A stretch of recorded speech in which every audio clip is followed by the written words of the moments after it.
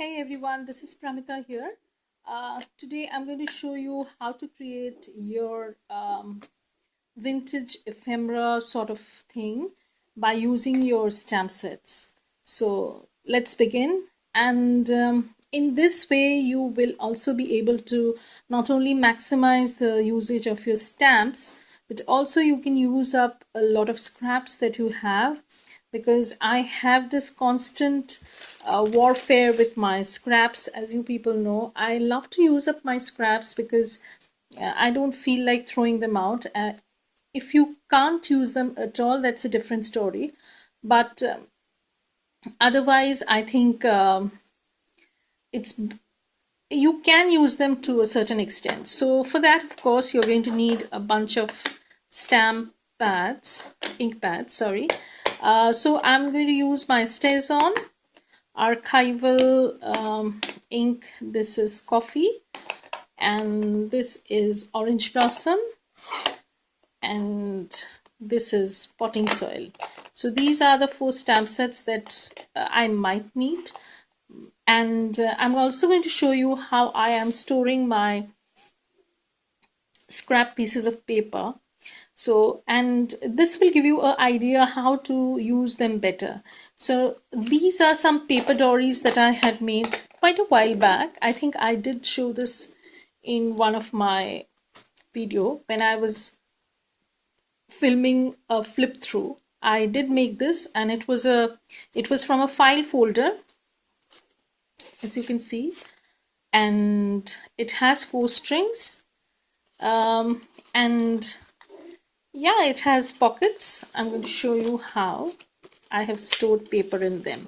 So what I have done is, basically I had this pocket in the front and another at the back. So what I've done is, since it has 4 strings and I had made booklets out of the scrap pieces of paper that I had in my stash, I strung these booklets inside just like we would do with inserts, and I have also made some pockets in the course of time, like when I had these extra pieces. Like, you can fold these up like so if you have an extra bit, and you can just use a washi tape around here and make a tiny pocket here. Or if you have any piece which is longer than expected, I'm sorry, I just bumped against the camera.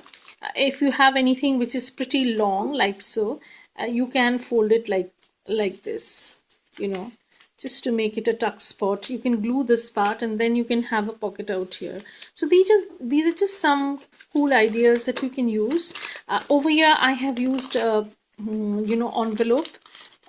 This, I think it came in some packaging, some stickers or something. So I have also stitched this into the insert, like the junk journals are usually done. So this is also a cool storage idea. You can keep smaller papers inside. So, but I have not stitched the inserts, basically. I have stapled them, and if you are, you're not confident about stitching or stapling, you can just loosely string your papers with the elastics. You don't need to stitch them, basically. You can just pass them through the paper. I'm going to show you how.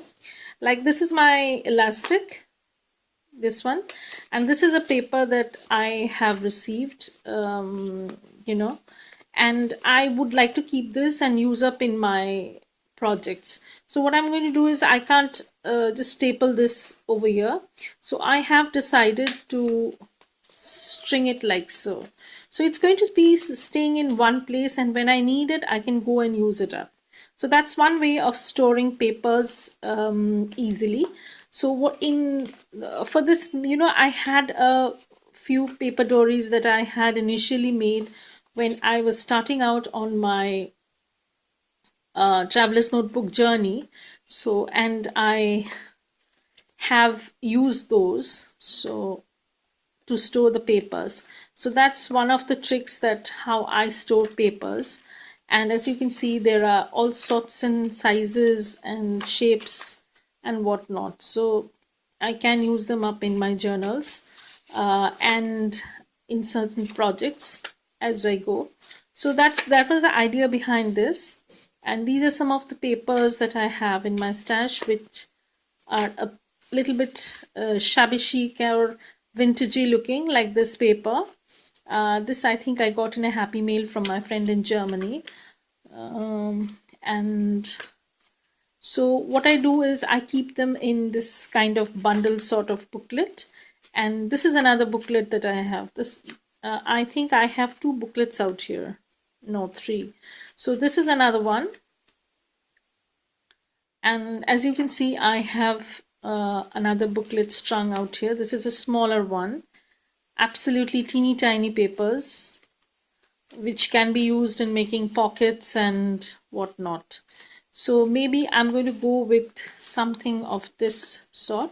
So for making vintage style ephemera, what the first thing you're going to do is, if you have something of a dull kind of paper, you can always use that up, and yeah. So I have this brownish sort of paper which I'm going to use for my stamping and making vintage ephemera. So I'm going to just move this booklet aside and use some of them. So that's one of the storage ideas that I have.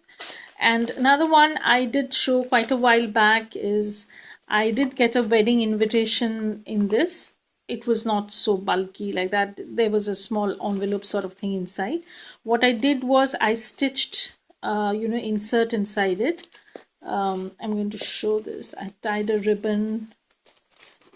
Yeah. So, and it is holding up pretty well. Basically, it has a ton of small stickers and stash. This is a craft paper that I have, and I've stamped the days on it. I'm going to show that. Yeah. So what I have done is, no, not over here, not on this one. I have done that to another sheet of paper. So here you can see I have tons of small scraps which I can use, and some lace bits. These are all, and what I've done is I've made random envelopes and pockets just to store some small tiny bits so that I can use up when I go. So you can use your scraps to smaller scraps in envelopes like this. You can always you don't need to have an envelope punch board. You can always open up an envelope and make a template out of it and then cut it accordingly. So that's that. And I've added some pocket. As you can see, I have tons of smaller envelopes which I can stick to my journals, or I can use them in any way. So that's that. And this is a small scrap craft paper packaging that I have kept. And this is a glassine bag. These are all bags from packaging, from Planner Society, from sticker packs, everything, so basically this is my storage system. I try to use up as much as I can in a single project. Like if I'm planning on making some traveler's notebook inserts or covers perhaps, so what I'll do is I'm going to use up most of the scraps in the same project. That helps in doing 2 things. One, it makes it look very coordinated. You are using the same sort of paper. That's the one idea that you get, even if you are not very skillful in having all the colors coordinating and stuff like that. So that gives you one advantage of that. And the second is that in the process you get to use up all your scraps. So this is how I store my scraps basically, as you can see. And I have another envelope from a calendar page. That's you can see how I keep my scraps in here. And I have another similar invitation style card, so I'm planning on using that also. And eventually I have this plan of using up the envelopes also. This is totally usable. Like I'm going to use these papers also and make some ephemera or punched out pieces or stamp on them or layer up my journals or whatever. So this is totally usable folder that I have created with all kinds of scrap papers. So that was one of the ideas. And another is the paper dories that I had initially made. This is another paper dory that I have, and this is also by using pattern paper. And as you can see, I have quite a few stuff over here, and these are all like small booklets strung inside.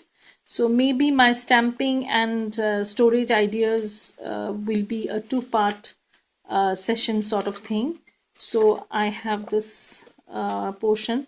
So what I've done is I've chosen total scrap pieces of paper which can't be used in anything else apart from stamping, and I have stamped over them. So for that, I did get a few stamps recently from a shop called Our Atelier. It's in China, but I am super happy with the way the stamps have, you know, they stamps are awesome basically. So coming from a non-stamper like me, you have to you have to believe that, because I am not the world's greatest stamper. I have said this again and again. So this is going to be this is my stamp block sort of thing. It's pretty dirty, so please excuse that. So this is a scrap piece of vellum that I had painted on a while back, and I'm going to stamp this image on it. So I am trying to use my archival ink. So this is this, and I don't know if it's going to come out okay on vellum, because previously I did stamp on stays on ink, with stays on ink, so it came out pretty well. So I'm not sure if it's okay. Okay, yeah, so it has come out pretty well. So I'm going to do it once more.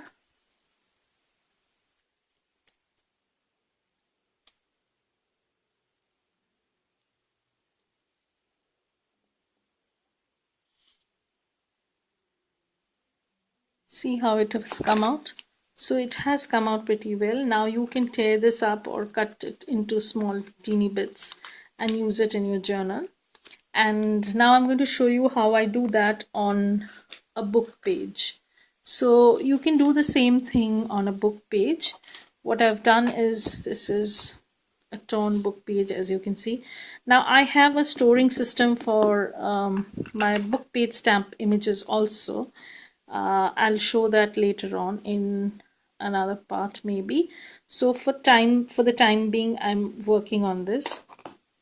So yeah, so it has come out like this. So it's pretty vintagey looking. I'm just going to tear up this, and I think you can stamp something else out here, because this stamp set comes with a bunch of other stuff too, like pens and nibs and stuff like that. So if you want, you can stamp a little bit more over here, maybe a flourish or something. So that's that. So that's how I use up my scraps of all sorts. And now I'm going to just tear these pieces up and keep them in a storage box, and use them as I go. So that's one of the things I do with my scrap papers. And another thing I'm going to show is, when you have a larger stamp block, stamp set, and you don't have a larger block, how do you use that? Like, this is a background stamp that I have bought, and I don't have a stamp block as big as this to, to be used. So what I do is, I will show you with a large piece of paper, with a craft paper maybe. So this is a craft sheet, big one, and I'm going to stamp on this, but I don't have the stamp block. So what I'm going to do is, I'm going to ink up the stamp set itself. So this is my stays on ink, and I have all kinds of unconventional methods. So if you don't like such things, then maybe this is not the channel for you, because I try to work with minimal supplies and keep things very streamlined. Not that I'm always successful, but okay. So this is the craft paper. Now